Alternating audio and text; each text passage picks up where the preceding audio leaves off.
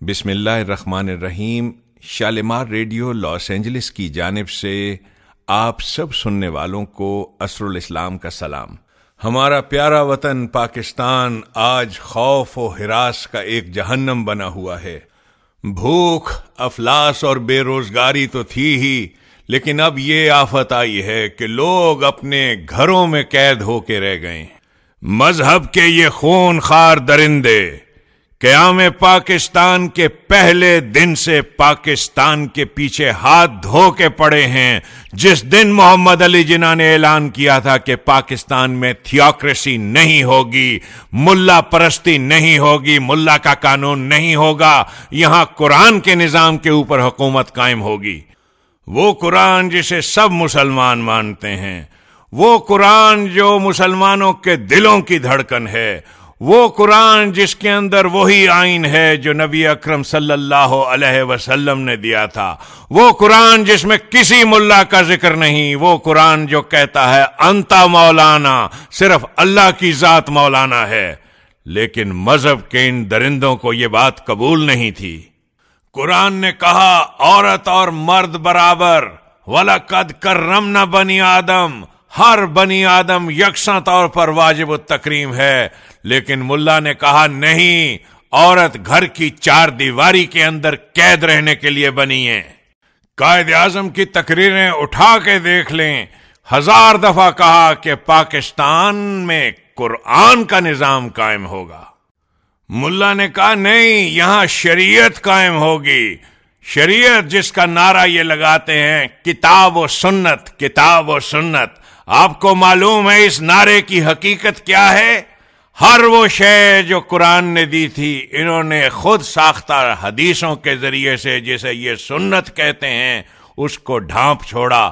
انہوں نے قرآن کو ایسا مہجور بنا دیا کہ قرآن تو پڑھا ہی نہیں جا سکتا ان کی سنت کے روشنی میں کی ہوئی تشریحوں کے ساتھ۔ قرآن نے کہا یسألونک ماذا ینفقون، تم سے پوچھتے ہیں کہ گورنمنٹ کو، اسلامک اسٹیٹ کو کتنا ٹیکس دیں؟ کل للعفو، ان سے کہ جو کچھ تمہاری ضرورت سے زیادہ ہے دے دو۔ آپ دیکھیے قرآن کو کھول کر کے آگے حدیثوں میں انہوں نے کیا لکھا ہے۔ انہوں نے لکھا کہ جب یہ آیت نازل ہوئی تو سارے قوم پریشان ہو گئی، اور انہوں نے کہا ہاں سچ مچ ضرورت سے زیادہ جو کچھ ہے دے دیں۔ تو حضور نے کہا نہیں نہیں، 100 میں سے 2.5%، 100 میں سے 2.5%، یہ ہے اساس اس سرمایہ داری نظام کی جو اسلام کی ضد ہے، اور یہ ہے وجہ جس کی وجہ سے انہی سرمایہ داروں نے ان ملاؤں کی ہمیشہ پشت پناہی کی۔ پھر یہ عقیدہ دیا کہ 100 میں سے 2.5 دینا ہے ٹیکس گورنمنٹ کو، اس سے تمہارا مال پاک ہو جاتا ہے۔ جب ان سے پوچھا جاتا ہے کہ بتاؤ غریب بیچارہ کیسے کرے گا گزارا، تو انہوں نے تقدیر کے عقیدے دیے کہ غریب کو غریب بنانے والا اللہ ہے، اس کا کام ہے راضی رہنا اللہ کی مشیت پر۔ آپ کو سمجھ میں آئی کہ کس طریقے سے سرمایہ داری نظام کی اساس یہ شریعت ہے، اور کیوں اس کی پشت پناہی ان بینکوں نے کی اور ان بینکوں والوں نے کی اور اس سرمایہ داری نظام نے کی جو کبھی نہیں چاہتا تھا کہ یہاں پر محمد مصطفیٰ کا نظام قائم ہو۔ پاکستان کی گزشتہ 60 سالہ تاریخ کو نکال کے دیکھ لو، یہاں جو حکومت آئی اس کے خلاف انہوں نے ایجیٹیشنز کی، جو حکومت آئی اس کے خلاف انہوں نے ایجیٹیشنز کی۔ قسم کھا کے آئے تھے کہ یہاں کسی حکومت کو کامیاب نہیں ہونے دیں گے۔ یہ وہی شریعت ہے جو قرآن کی تعلیمات کے یکسر برخلاف کہتی ہے کہ مرد کو اجازت ہے وہ 4 بیویاں کرے اور لاتعداد لونڈیاں رکھنے کی اجازت ہے۔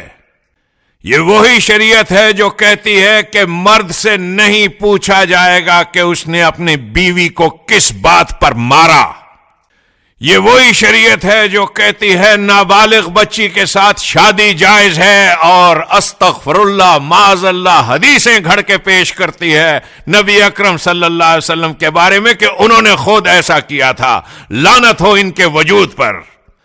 مذہب کے یہ درندے اذانوں کی آڑ میں، لاؤڈ سپیکروں کی آڑ میں، نمازوں کی آڑ میں پاکستان کے اندر پلتے رہے، پنپتے رہے۔ کسی نے نہیں سوچا کہ اس انسان کی نفسیات کیا ہے، کسی نے قرآن سے بھی نہیں پوچھا کہ اس انسان کی نفسیات کیا ہے۔ اسی شریعت نے وہ گھنونا نظام دیا تھا ہندوستان کی سرزمین کو، وہ گھنونا نظام کہ ہندوستان کے مسلمانوں نے، یہ میر جعفر اور میر قاسم جنہیں آپ گالیاں دیتے ہو، ان کا لاکھوں مسلمانوں نے ساتھ دیا تھا تنگ آ کر ان مذہبی بدماشوں سے، کیونکہ انہوں نے شریعت کے نام پہ خون کی ہولی کھیلی اور وہ گند مچایا کہ انسانیت کی آنکھیں آج تک جھکی ہوئی ہیں۔ ہندوستان کے انسانوں نے کہا ان سے بہتر ہے انگریز، ہمیں اس کی غلامی قبول ہے، ہمیں یہ نہیں چاہیے۔ یہ ان کی دی ہوئی شریعت کا نتیجہ تھا۔ آج دیکھو پاکستان اسی حالت پہ پہنچا ہے جو 1857 میں آپ کی تھی، انہی کی دی ہوئی شریعت کی وجہ سے۔ آپ تاریخ پڑھتے ہو اور سوچتے ہو کہ ہندوستان میں کیا ہوا تھا، کس طریقے سے مٹھی بھر انگریز آئے تھے اور ہندوستان کے ہندو مسلمان سب نے مل کر اپنا تن من دھن وار دیا اور ان کے گلے میں ہار ڈال دیا۔ تو آپ سوچتے ضرور ہوگے کہ کیونکہ وہ حکومتیں کمزور تھیں، اس وجہ سے انہوں نے انگریز کے سامنے اپنے ہتھیار ڈال دیے۔ ایک لمحے کے لیے سوچو، آج پاکستان نیوکلیئر پاور ہونے کے باوجود اس طریقے سے اپنے ہتھیار ڈالے ہوئے ہے کہ پاکستان کے حکمران ہاتھ پھیلائے بیٹھے ہیں اور کہتے ہیں کوئی آئے اور آ کے اس پاکستان کو سنبھالے، ہم سے یہاں قانون قائم نہیں ہوتا، ہم سے یہاں رول آف لا قائم نہیں ہوتا۔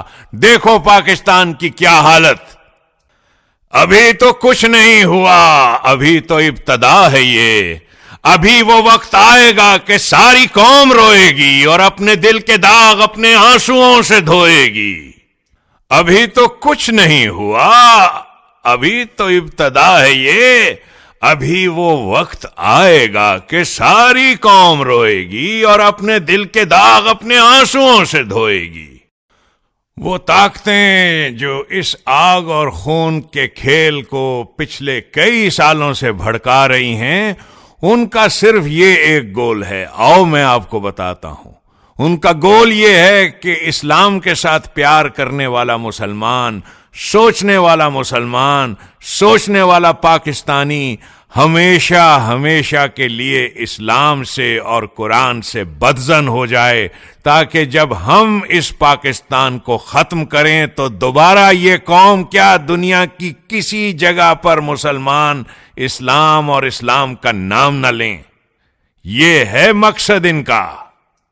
میں گزشتہ 1 برس سے آپ کو ہر ہفتے قرآن کریم اسی غرض سے سنا رہا ہوں کہ آپ خود سوچیں اور فیصلہ کریں کہ قرآن کی اصل تعلیمات کیا تھیں۔ آپ قرآن پڑھو گے تو آپ کو اس کتاب کے ساتھ عشق ہو جائے گا۔ میں جانتا ہوں سوچنا ایک ایکٹیو پروسیس ہے، بالکل اسی طریقے سے جیسے فزیکل ایکسرسائز ایک ایکٹیو پروسیس ہے، محنت چاہیے، موٹیویشن چاہیے اس کے لیے۔ اسی وجہ سے تو لوگ ٹریڈ مل سے دور بھاگتے ہیں۔ سوچنا بھی ایک اسی قسم کا پروسیس ہے، نیورونل پاتھ ویز بنتے ہیں اور اس کے ساتھ ایک تغیر نفس ہوتا ہے، انسان تبدیل ہو جاتا ہے۔ اسی وجہ سے تو بعض گھروں میں شالیمار ریڈیو کا سننا ممنوع بلکہ حرام قرار دیا گیا ہے۔ میں اپنی قوم کی، اپنے لوگوں کی تن آسانی سے بخوبی واقف ہوں، لیکن یاد رکھیے مجھے تلاش ہے ان چند انسانوں کی جو واقعتاً سوچتے ہیں اور جن کے دل کے اندر درد ہے پاکستان کا۔ گزشتہ ہفتے میں نے آپ کو سورۃ الملک کی ابتدائی چند آیات سنائی تھیں تاکہ آپ جان سکو کہ قرآن جس نظام کی تعلیم دے رہا ہے اس قانون کی اساس کیا ہے۔ مذہب کے درندوں کے پاس سوائے تباہی کے اور کوئی ایجنڈا نہیں، وہ صرف ایک لفظ جانتے ہیں اور وہ ہے تباہی۔ پاکستان ہم نے بڑی آرزوؤں اور بڑی قربانیوں کے بعد حاصل کیا تھا۔ کتنا بڑا عزم کر کے یہ قوم اٹھی تھی کہ یہاں ہم قرآن کریم کے دیے ہوئے اصولوں کے مطابق وہی حکومت قائم کریں گے جو نبی اکرم صلی اللہ علیہ وسلم اور ان کے ساتھیوں نے کی تھی۔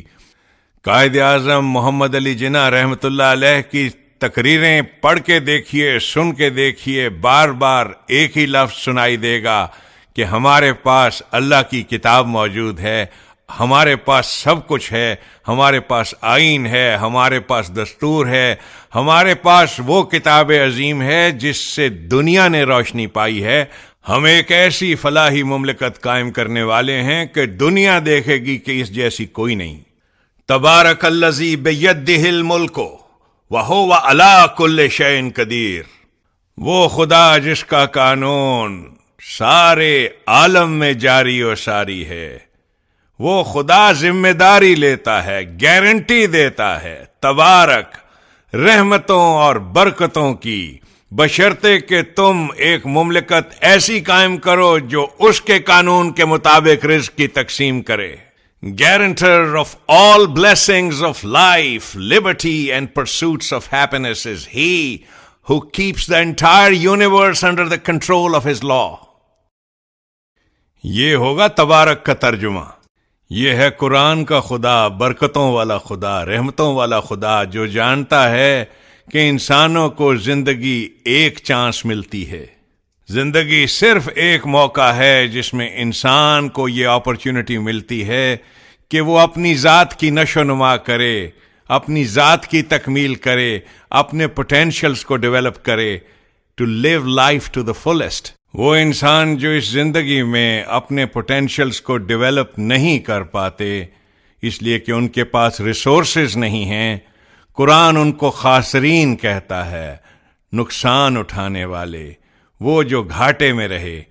اور قرآن بتاتا یہ ہے کہ اس کے بعد جب موت ہوتی ہے تو پھر ان کی زندگی مزید ارتقائی مراحل طے کرنے کے قابل نہیں ہوتی، اس کو وہ جہنم کہتا ہے۔ اور وہ لوگ جو بھرپور زندگی گزارتے ہیں اور اپنے پوٹینشلز کو ڈیولپ کرتے ہیں، موت کے بعد زندگی آگے چلتی جاتی ہے، اس کو وہ جنتی زندگی کہتا ہے۔ قرآن جس اسلامی مملکت کا نقشہ پیش کرتا ہے اس کی یہ ذمہ داری ہوتی ہے کہ وہ گارنٹی دے کہ کسی شخص کی کوئی ضرورت رکی نہ رہے۔ رزق سے مراد صرف روٹی کپڑا مکان نہیں ہے، اسکول کے پڑھنے والے بچے کو رنگین پینسلیں دینا فراہم کرنا یہ بھی مملکت کی ذمہ داری ہے، اس کو رزق کہتے ہیں۔ ہر وہ شے جو انسان کی ذات کی نشو و نما کے لیے اسے چاہیے، اپنے آپ کو ڈیولپ کرنے کے لیے چاہیے، ایجوکیشن سے لے کر ساری زندگی کی ہابیز تک، یہ تمام چیزیں جو ہیں ان کو فراہم کرنا، اس اپرچونٹی کو دینا، ہر انسان کو برابر دینا تاکہ وہ اپنی زندگی میں اپنے پوٹینشلز کو ڈیولپ کر سکے، یہ مقصد قرار دیتا ہے قرآن زندگی کا۔ اور یہ مشن ہے اس اسلامی مملکت کا جو اللہ کے قانون کے مطابق رزق تقسیم کرنے کی گارنٹی دیتی ہے۔ اس قسم کی مملکت قائم کرنے کے لیے ہم نے پاکستان لیا تھا، اسی لیے تو ہم اس خدا کو اللہ تبارک تعالی کہتے ہیں۔ وہ اللہ جو گارنٹی دیتا ہے اسلامی مملکت کے ذریعے سے اس قانون کی جس سے عالی کوئی قانون ہی نہیں۔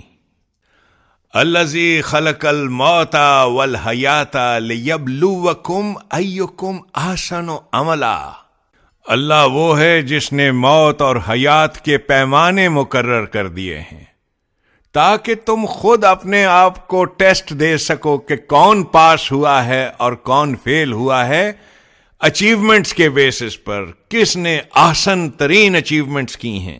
پھر آگے کہتا ہے وَهُوَ الْعَزِيزُ الْغَفُورُ، یاد رکھنا اسی کا قانون ہے جس میں طاقت ہے، اسی کا قانون ہے جو سیکیورٹی فراہم کرتا ہے، لہذا صرف وہ گورنمنٹ جو اس کے قانون کا علم اٹھا کر کھڑی ہوگی وہی صرف تمہیں اس بات کی گارنٹی دے گی کہ تم اپنی لائفز کو، اپنی زندگیوں کو اس انداز سے گزار سکو کہ تمہارے پوٹینشلز کی بھرپور نشو و نما ہو سکے، ورنہ خاسرون میں رہو گے۔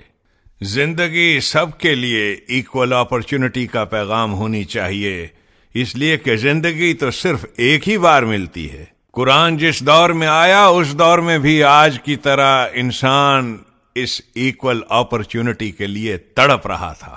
یہودیوں کے ہاں یہ عقیدہ تھا کہ جو بچہ بنی اسرائیل کے ہاں پیدا ہوا اسی کو نجات ملے گی، اور محض بنی اسرائیل کا بچہ ہونے کی جہت سے وہ جنت میں چلا جائے گا۔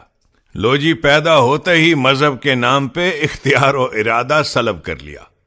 ادھر عیسائیت نے یہ عقیدہ دے رکھا تھا کہ ہر انسانی بچہ اپنی پیدائش کے ساتھ اپنے اولین ماں باپ کے گناہ کا بوجھ اپنی پشت پر لاد کے آتا ہے۔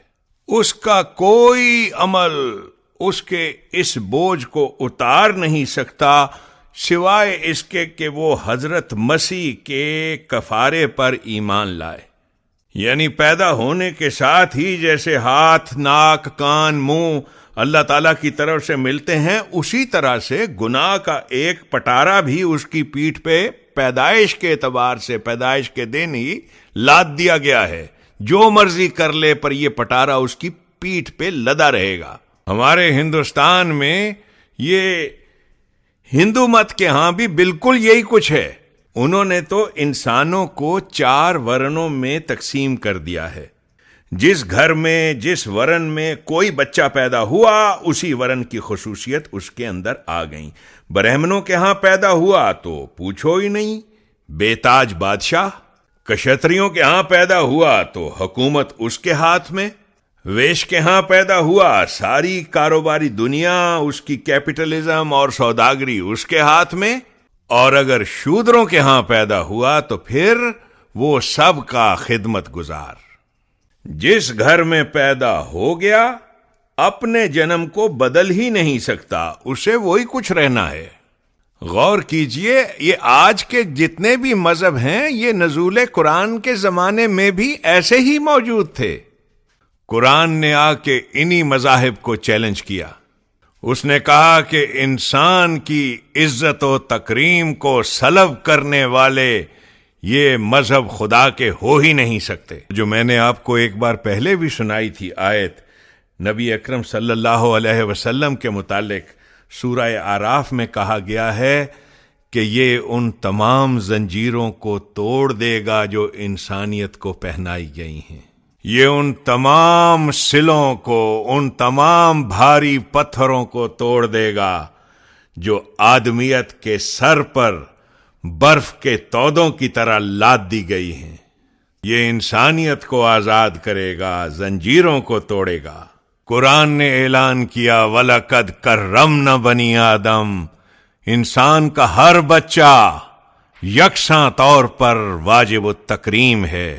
صرف یہی نہیں، سارا قرآن اس اصول کو لیے ہوئے ہے کہ کسی انسان کو کسی دوسرے انسان پر حق حکومت حاصل ہی نہیں۔ ذرا غور کیجئے اس بات پہ، اس کو کہتے ہیں آزادی۔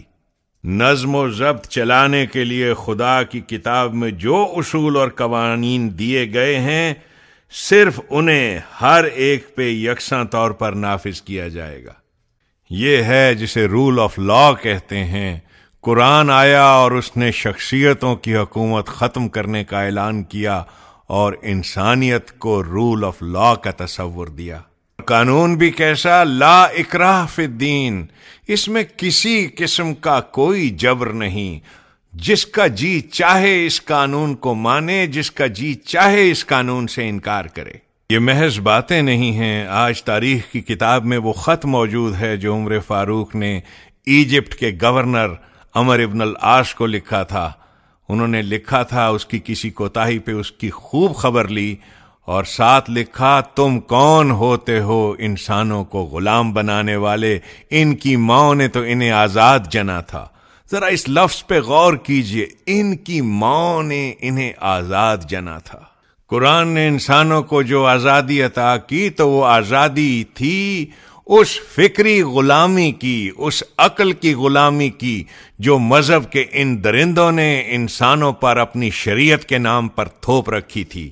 ہم نے پاکستان صرف اس غرض سے حاصل کیا تھا کہ ہم یہاں قرآن کی دی ہوئی لبرٹیز پر مبنی اسی نظام کو قائم کرنا چاہتے تھے جسے آسمان کی آنکھ نے ایک بار دیکھا ہے، دوسری بار دیکھنے کی تڑپ ہے۔ لا اکراہ فی الدین کے پرنسپل پہ، وہ کہ جس میں کسی قسم کا کوئی جبر انسانوں پر نہیں ہوگا۔ لفظ اسلام خود بتاتا ہے، یہ تو تسلیم و رضا کی بات ہے۔ آپ کو تو پاکستان کی تاریخ کے بارے میں پتہ ہی ہوگا کس طریقے سے، کس شدت کے ساتھ ان مذہبی لوگوں نے پاکستان کے قیام کی مخالفت کی تھی۔ جمعیت علماء ہند کا وہ فتویٰ کہ جو شخص، یہ حسین احمد مدنی، ان کا فتویٰ کہ جو شخص مسلمان ہے اور وہ محمد علی جناح کی اس جماعت کو ووٹ دے گا وہ دائرہ اسلام سے خارج ہے، اس کا نکاح ٹوٹ جائے گا۔ جماعت اسلامی ہند کے امیر سید ابوالعلا مودودی اپنی کتاب مسلمان اور موجودہ سیاسی کشمکش اس میں لکھتے ہیں کہ لیگ کے، مسلم لیگ کے قائد سے لے کر اس کے گریڈ 4 ورکر میں بھی آپ کو اسلام کی چھینٹ تک نہیں ملے گی۔ ایک طرف ہندوستان کے مسلمانوں کی میجورٹی تھی جو اس کو کہتی تھی قائد اعظم، اور دوسری جانب یہ گدھے تھے جو اس کو کہتے تھے کافر اعظم۔ مجھے آج تک وہ اسکول والا مولوی یاد ہے جس نے میری آنکھوں کے سامنے کتاب میں سے قائد اعظم کی تصویر کو پھاڑا اور اس کے بعد کہا، ارے دیکھتے نہیں، ان کی وضع قطع اسلامی نہیں ہے، وضع قطع۔ میں نے پوچھا، سرکار وضع قطع اس سے کیا مطلب ہے؟ ایک تو یہ لفظ ہی میرے لیے بہت مشکل تھا، وضع قطع، یہ بڑے عرصے کے بعد سمجھ میں آیا، وضع قطع۔ وہ جی آنکھوں میں سرما نہیں لگاتے، ٹخنوں سے اونچی پاجامہ نہیں پہنتے، اور آپ دیکھیے تو صحیح مغربی لباس، استغفر اللہ، آپ اسے قائد اعظم کہیں گے؟ آپ نے دیکھا ان بیچاروں کی ذہنیت کیا ہوتی ہے؟ یہ صرف ٹوپی ڈرامے کو اسلام سمجھتے ہیں، وہ جو ٹوپی ڈرامہ کرنا جانتا ہو۔ 1000 سال سے یہ قوم اپنے اس سیلف میڈ ٹوپی ڈرامے کو اسلام بنائے ہوئے بیٹھی ہے۔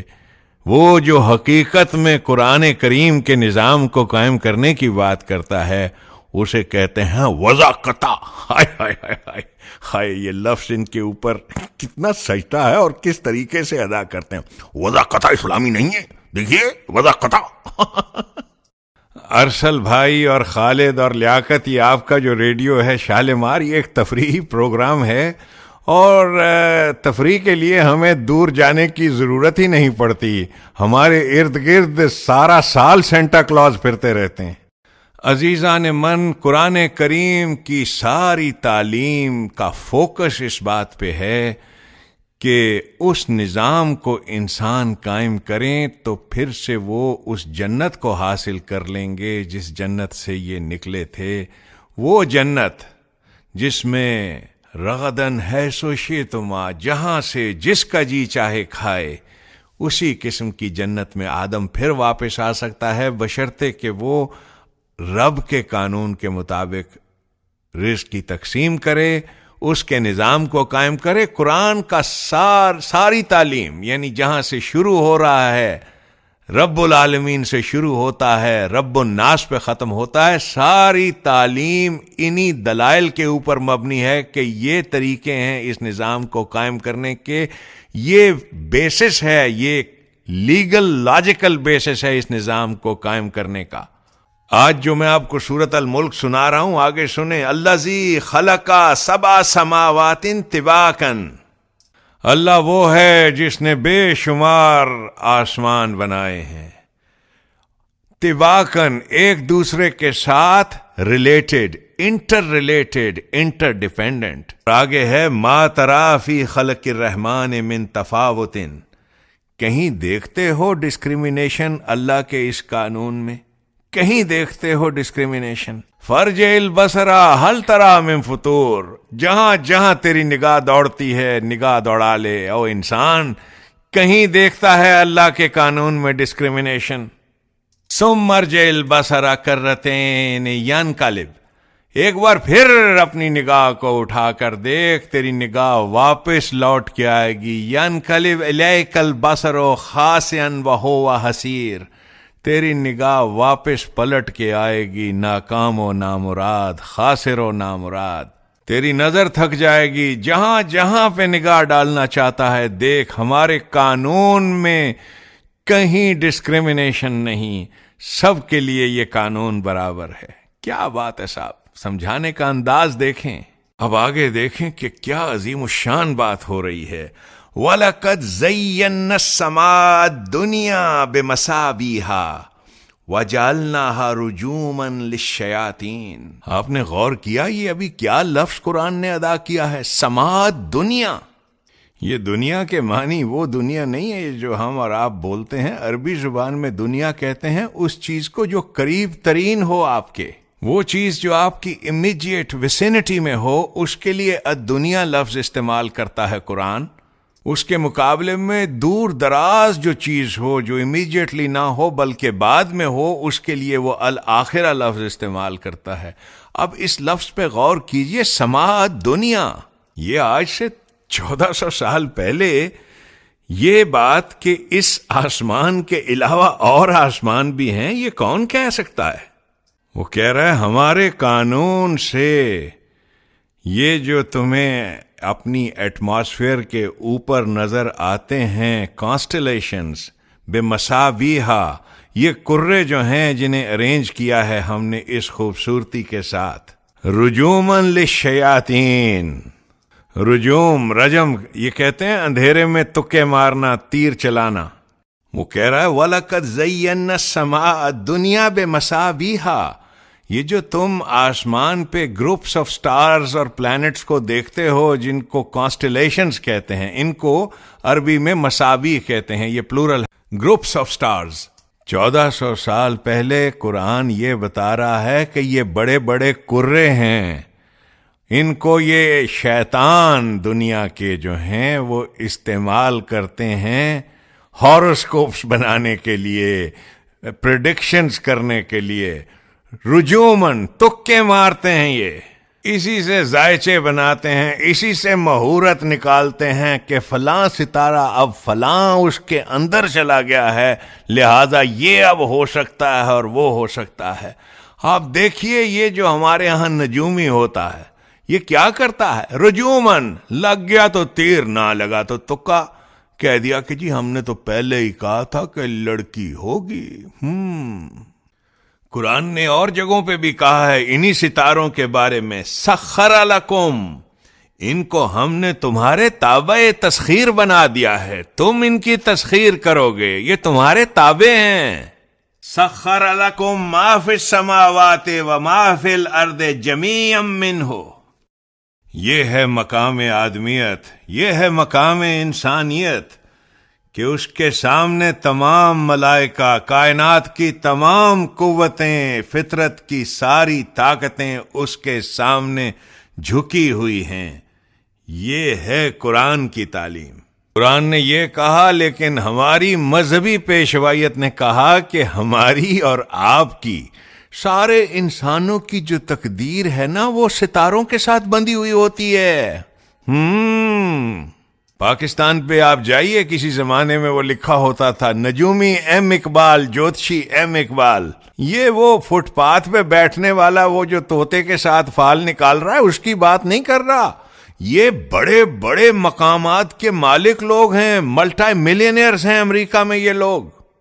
جب کوئی نادار ہو جاتا ہے، بے کس ہو جاتا ہے، مجبور ہو جاتا ہے، اس بیچارے کا کوئی چارہ ساز نہیں ہوتا، اس کا کوئی سہارا نہیں ہوتا، کوئی اس کی پرسش نہیں کرتا، قانون اس کا ساتھ نہیں دیتا، عدل ساتھ نہیں دیتا، معاشرہ ساتھ نہیں دیتا، غریب اور بے کس ہو جاتا ہے. وہ پھر بیچارہ مجبور انہی تنکوں کا سہارا لیتا ہے. پوچھئے اس عورت سے جسے اس کے شوہر نے کہا شریعت کے مطابق طلاق طلاق طلاق، نکل جا میرے گھر سے، وہ بے گھر کہاں جائے؟ وہ انہی کا سہارا لیتی ہے کہ میرے لیکھوں میں کیا لکھا ہے ستاروں بتاؤ. یہ کوئی اچنبے کی بات نہیں ہے کہ لوگ ستاروں کو نہیں مانتے. کیا کریں، آپ اپنے دنیا میں دیکھیں، سب کو لوگ انکار کریں گے کہ ہاں جی ہاروسکوپس تو ٹوٹل نانسنس ہوتی ہے، لیکن آپ پوچھ کے دیکھیے کسی سے، سارے جانتے ہیں کہ اس کا سٹار کیا ہے. I am a Gemini. آپ کیا ہو؟ I am an Aries. یہ توہم پرستیاں ہمارے سے قرآن نے جب چھڑوانے کی کوشش کی تھی تو اس نے اس کے بدلے میں وہ نظام دیا تھا جہاں انسان خود بخود ان توہم پرستیوں کو چھوڑ دیتا ہے. وہی نظام العزیز اور الغفور والا، وہ جو سیکیورٹی دیتا ہے. جہاں انسیکیورٹیز ہوتی ہیں وہاں توہم پرستیاں ہوتی ہی ہیں، ان کو کون ختم کر سکتا ہے. اقبال نے اسی چیز کو دہرایا تھا تقدیر کے متعلق. وہ نظم ابلیس کی مجلس شورا میں نے ناداروں کو سکھلایا سبق تقدیر کا.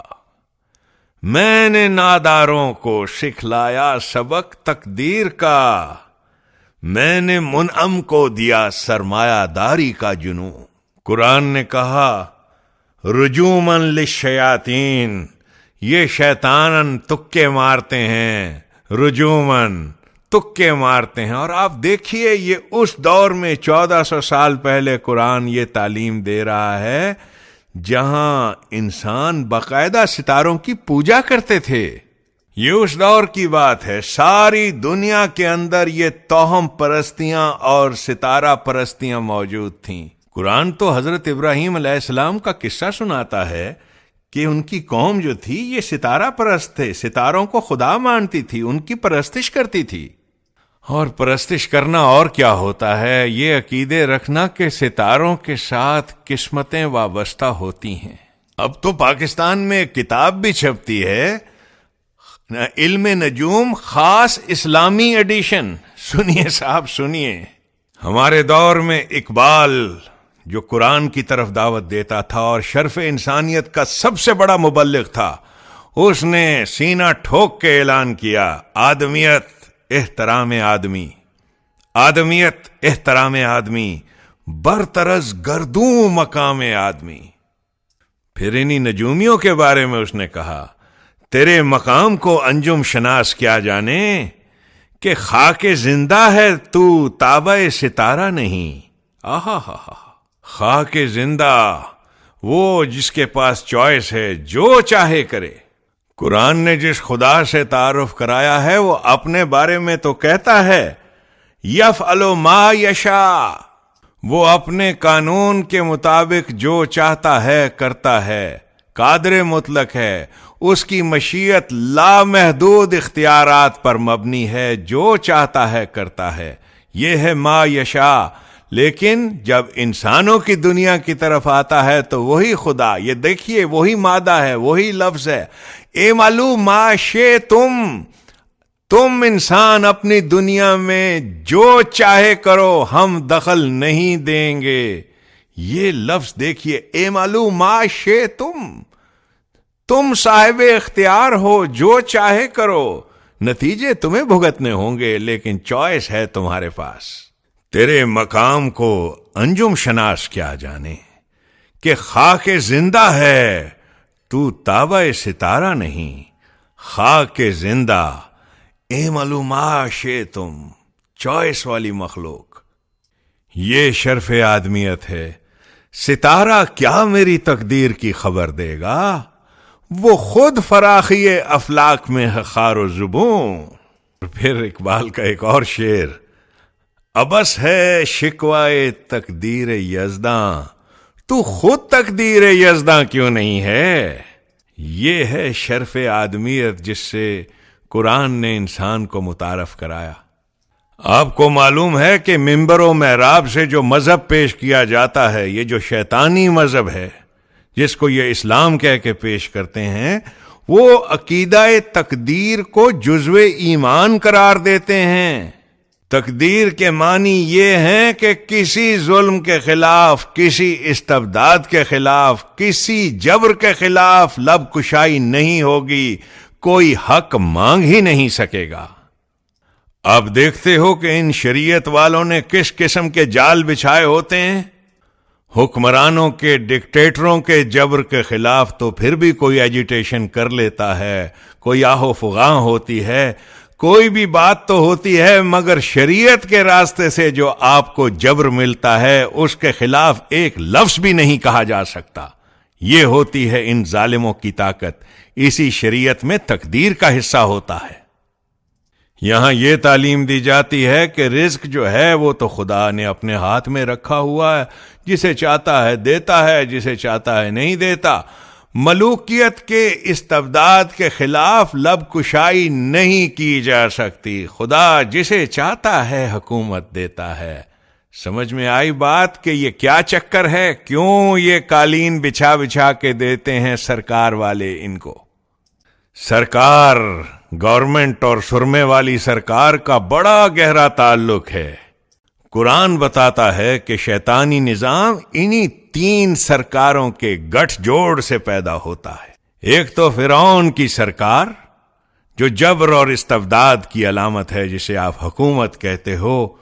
دوسرا سرمایہ دار ہوتا ہے جو خون نچوڑتا ہے، اور یہ مرسیڈیز والی سرکار تو کرتی ہے جو کرتی ہے، پر ساتھ ہی یہ پال کے رکھتی ہے سرمے والی سرکار کو، تاکہ وہ غریب کو یہ سبق دیتا رہے کہ دیکھو یہ دنیا میں جتنی مفلسی، جتنی غربت ہے، یہ ہم نے تھوڑی بنائی ہے، یہ تو تمہاری تقدیر ہے، اس میں بن کے آئی ہے۔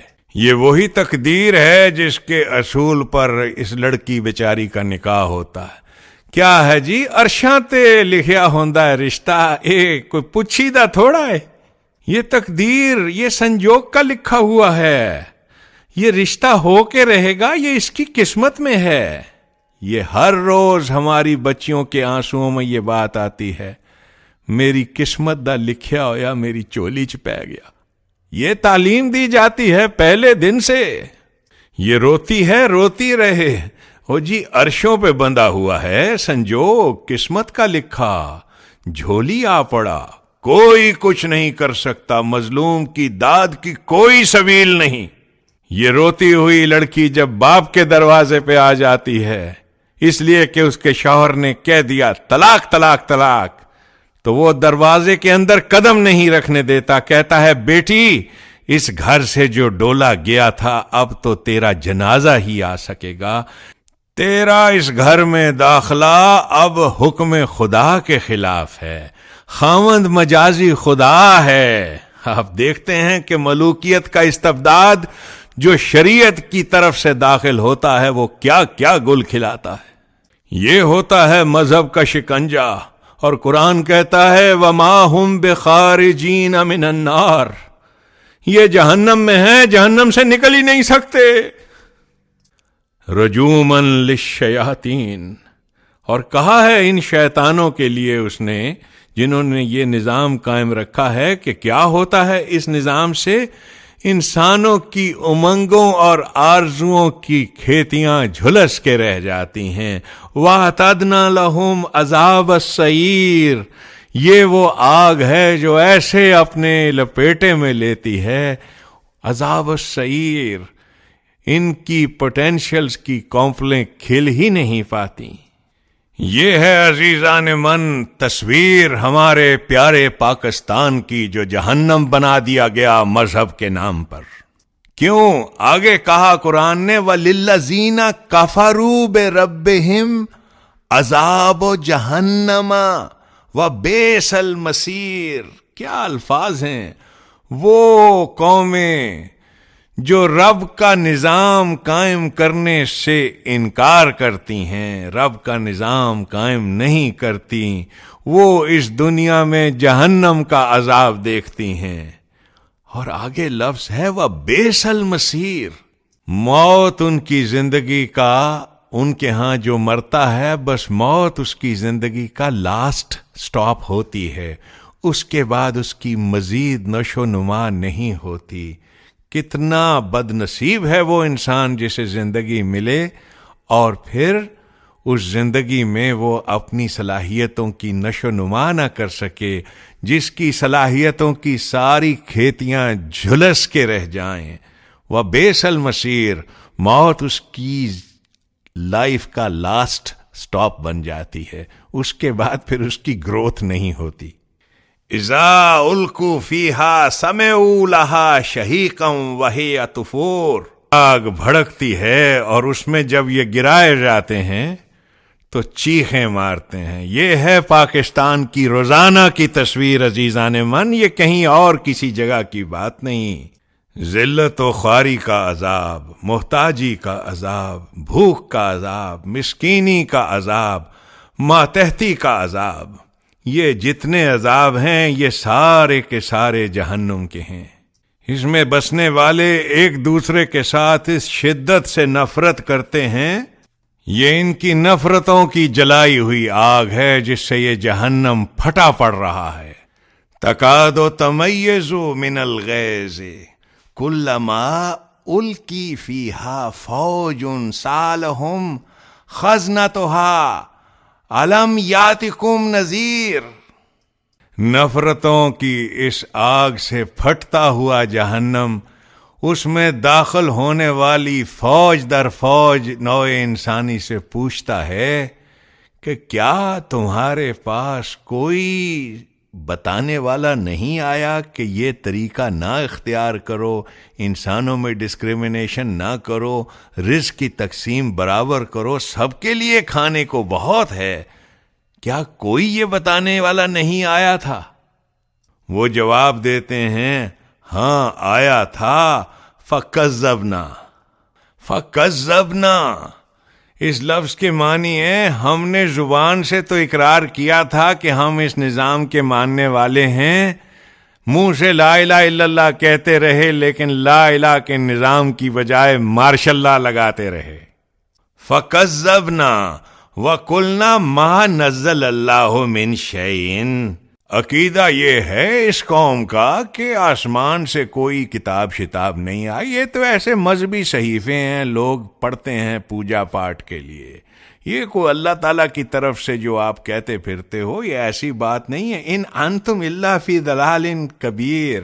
نبی اکرم کے دور میں یہ کہا کرتے تھے ان کے بارے میں کہ یہ بہت بڑی ڈیلوژنل بلیف میں مبتلا ہے، بہت بڑی ڈیلوژن ہے کہ اس کے پاس ایک ایسا آئیڈیا ہے، یہ کہتا ہے یہ نظام قائم کرو، پوجا پاٹ ترک کر دو، اور اس کے بعد ایک ایسی حکومت قائم ہوگی، تم کیسر و کسرا کو جو ہے ان پر فتح حاصل کرو گے، ان کے شکنجوں میں جکڑے ہوئے لوگوں کو آزاد کراؤ گے. یہ بہت بڑی ڈیلوژن میں مبتلا ہے. آج بھی پاکستان بننے کے بعد یہ ہمارے ہاں جو جرنیل طبقہ آیا اور جو بھی لوگ آئے، کسی نے تکلیف نہیں کی کہ دیکھے یہ اقبال، سر سید، جناح یہ کس لیے تڑپتے تھے قرآن کے لیے اور کیوں نام لیتے تھے قرآن. یہ سارے اسی خیال کے تھے ما نزل اللہ من شیء، اللہ کی طرف سے یار کوئی کتاب شتاب نہیں آئی ہے، ایسے ہی باتیں ہیں. یہ ہے قرآن عزیزان من، وہ بتا رہا ہے کہ جہنم کی آگ وہی طفور، وہ بڑھتی جائے گی، کم نہیں ہوگی. ہاں پھر ایک وقت آئے گا جب یہ قوم کہے گی کاش ہم سنتے اس بات کو جو قرآن کہہ رہا ہے، جو یہ رسول تعلیم دے رہا ہے، اور کاش ہم عقل اور شعور کو استعمال کرتے. آپ کو تو معلوم ہی ہے نا، مذہب کی بنیادی تعلیم یہ ہوتی ہے کہ خبردار سوچنا حرام ہے، پوجا پاٹ میں لگے رہو، 4 فرض 4 سنت 3 وتر، 2 نفل پہلے 2 نفل بعد میں. وہ کہیں گے وَقَالُوا لَوْ كُنَّا نَسْمَعُ أَوْ نَعْقِلُ مَا كُنَّا فِي أَصْحَابِ السَّعِيرِ. کاش ہم سنتے اس کی بات کو، پھر ہم اصحاب السعیر نہ ہوتے، آگ میں جلنے والی قوم نہ بنتے. فَاعْتَرَفُوا بِذَنبِهِمْ. ایک وقت آئے گا جب یہ اپنے اس جرم کا اقرار کریں گے جو اس قوم نے قرآن کے ساتھ کیا اور اس عوام کے ساتھ کیا، قرآن جن کے دلوں کی دھڑکن ہے. فَسُحْقًا لِأَصْحَابِ السَّعِيرِ. ان سے کہا جائے گا اب بہت دیر ہو چکی، اب تمہارا ٹھکانہ جہنم ہی ہے. او بذنبہم، اعتراف کیا تھا ہم لوگوں نے بھی سقوط مشرقی پاکستان کے بعد کہ ہم نے انسانوں کے ساتھ بہت گندا سلوک کیا. یہ دسمبر کا مہینہ ہے اور بار بار میری آنکھوں میں وہی تصویر آتی ہے مشرقی پاکستان کی. مشرقی پاکستان کے سانے کی داستان کوئی ایک دن کی داستان نہیں ہے. وہی جماعت اسلامی پاکستان، وہی جماعت اسلامی جسے نفرت تھی پاکستان اور پاکستان کے اس لبرل آئیڈیالوجی کے ساتھ، اسی جماعت اسلامی نے اسلامی چھاتروں شونگوں کے نام سے مشرقی پاکستان میں اسی طرح سے جمعیت کی شاخیں کھولیں جس طریقے سے انہوں نے پاکستان میں طالبان کی شاخیں کھولیں. ہر سکول، ہر کالج میں اسلامی چھاتروں شونگوں کے یہ درندے دندناتے پھرتے تھے. کیا عقیدہ تھا جماعت اسلامی کا؟ جماعت اسلامی کا منشور پڑھیے، اس میں لکھا ہے کہ جماعت اسلامی اقتدار میں آنے کے بعد تمام مسلمان آبادی کو نوٹس دے گی کہ وہ اسلام کو مانتے ہیں کہ نہیں، اور 1 سال کے وقفہ دیا جائے گا. اس کے بعد جو اسلام کو نہیں ماننا چاہتا، یعنی اسلام سے مراد ہے جس کو یہ اسلام کہتے ہیں، اس کو مرتد قرار دیا جائے گا اور وہ واجب القتل ہے، اس کو قتل کر دیا جائے گا. یہ تھا جماعت اسلامی کا مینیفیسٹو. یہ ان کا مینیفیسٹو تھا 1970 کی الیکشن میں. مشرقی پاکستان کی داستان آپ پوچھتے ہیں، پوچھئے کہ کیسے نفرتوں کا بیج بویا انہوں نے، اسلامی چھاتروں شونگوں والوں نے. اپنی اس نفرت کی آگ میں مودودی صاحب نے گھسیٹا نوابزادہ شیر علی خان کو اور جنرل آغا محمد یحییٰ خان کو. آپ اس دور کے جماعت اسلامی کے جو ترجمان القرآن اور جو باقی ان کے رسائل چھپتے ہیں ایشیا وغیرہ، وہ نکال کے دیکھیں. مجھے آج بھی ان کی تحریر یاد ہے. یحییٰ خان کے بارے میں لکھا تھا مودودی صاحب نے کہ اسلام کی نشاط ثانیہ اسی شخص کے ذریعے سے ہوگی، اور خلافت راشدہ کا جو نظام حضرت علی کی شہادت کے ذریعے سے منقطع ہو گیا تھا، وہ اب حضرت علی ہی کے عاشقوں میں سے ایک شخص یحییٰ خان کے ذریعے سے اثر نو قائم ہونے والا ہے. یہ تھا ریلیشن شپ یحییٰ خان کا اور جماعت اسلامی کا. بعد میں جو لو افیئر محمد ضیاء الحق صاحب کے ساتھ ان کا تھا، وہ تو دنیا جانتی ہے. یہ جو پودا لگا گئے ہیں ہمارے ملک میں، یہ میں مشرقی پاکستان کی بات کرتا ہوں کہ انہوں نے پاکستانی فوج کو برین واش کیا مودودی صاحب نے، اور استعمال کیا بھائی کو بھائی کے خلاف گولی چلانے کے لیے. وہی اسلامی چھاتروں شونگو جو وہاں تھی جب مشرقی پاکستان کا کباڑہ کر چکے یہ نامراد، اس کے بعد یہ مغربی پاکستان کی طرف آئے. اور دیکھیے کہ شریعت کے نام کے اوپر انہوں نے کس قسم کا جہنم تیار کی. اس کے آگے قرآن بتاتا ہے کہ مبارک ہیں وہ لوگ جو یہ عزم کر کے اٹھتے ہیں کہ وہ اپنے رب کا نظام قائم کریں گے. وہ نظام جو ان کی آنکھوں سے اوجھل ہے، جسے انہوں نے کبھی دیکھا نہیں، جو غائب ہے. ان الذین یخشون ربهم بالغیب لہم مغفرۃ واجر کبیر.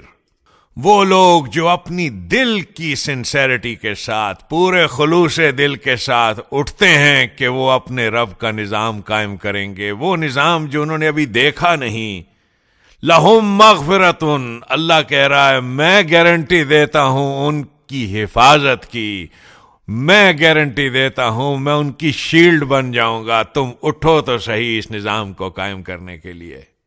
یوں لگتا ہے جیسے خدا کہہ رہا ہو کہ اس دنیا میں میرے بندو اٹھو اور میرا ایک کام کر دو. یہ روٹی جو میں دے رہا ہوں اور جو اس غریب تک نہیں پہنچ رہی، میرے نظام کے ذریعے سے پہنچے گی، دنیا کے اور کسی قانون کے ذریعے سے نہیں پہنچے گی. اس نظام کو قائم کر دو. وہ کہتا ہے اس نظام کو قائم کرنے کے لیے پلان کرو، مشنز بناؤ، میٹنگز کرو، آپس میں بات چیت کرو، دھیمے سروں میں بات کرو یا اونچی آواز میں اس پیغام کو پھیلاؤ، پر بات کرو اس کے بارے میں. تم دیکھو گے یہ نظام قائم ہو کے رہے گا، کیونکہ اللہ یہ چاہتا ہے کہ یہ نظام قائم ہو. وَاسِرُوا قَوْلَكُمْ او جہروا بہ انہ علیم بذات الصدور۔ اللہ تمہارے دلوں کی بات جانتا ہے، تمہارے دلوں کی آرزو جانتا ہے، خواہ تم دھیمے سروں میں آپس میں پلان کر رہے ہو، خواہ وہ بلند آواز میں لوگوں کو دعوت دے رہے ہو، اللہ تمہارے دلوں کی آرزو جانتا ہے۔ یہ نظام اسی رب کی طرف سے ہے جس نے تمہیں تخلیق کیا۔ الا یعلم من خلق وہو اللطیف الخبیر۔ یہ نظام اس رب کی طرف سے ہے جو بڑی بڑی باریک باتیں جانتا ہے۔ باریک باتیں، وہ باتیں جو دنیا کا کوئی فلسفی نہیں جانتا، جو دنیا کا کوئی اکانومسٹ نہیں جانتا۔ ہزاروں دعوے دار آئے کہ جی ہمارے پاس سلوشن ہے انسان کے پرابلم کا، کسی کے پاس نہیں۔ وَهُوَ اللطیف الخبیر، صرف وہ جانتا ہے۔ ربنا تقبل منا انک انت السمیع العلیم۔ اور پروردگار تیرے آگے دعا ہے شالیمار ریڈیو کے ان پروڈیوسرز کی لمبی عمر کر، اور ان کا یہ ریڈیو چلتا رہے، اس لیے کہ تیرا یہ وعدہ ہے دھیمے سروں میں یا بلند آواز میں یہ اس پیغام کو دور تک پہنچا رہے ہیں۔ زندہ باد شالیمار ریڈیو۔